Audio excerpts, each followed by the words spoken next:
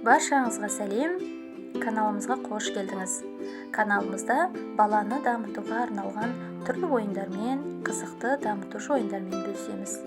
Бүгін сіздерге ұсақ қол моторикасын жаттықтыру арқылы мектепке дайындық барысын көрсетеміз. Ол үшін бізге ұнтақ жарма немесе кез келген балаға зиян келмейтін ұнтақ қажет. Мектепке дайындық барысында бастапқыда балаға қаламды ұстап жазу қиындық тудырғандықтан қарсылық пайда болуы мүмкін. Сондықтан біз мектепке дайындығымызды дәстүрлі емес әдістен бастадық. Балаға сандарды, әріптерді көрсетіп немесе айтып қайталауын сұраймыз.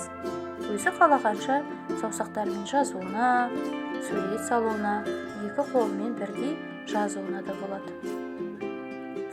Ойын барысы балаға қызықты әрі көңілді өтеді. Баланың әріптерді, сандарды қабылдауына, есте сақтауына өте жақсы көмектеседі. Алда мектепке дайындық барысына қатысты ойындармен бөлісеміз.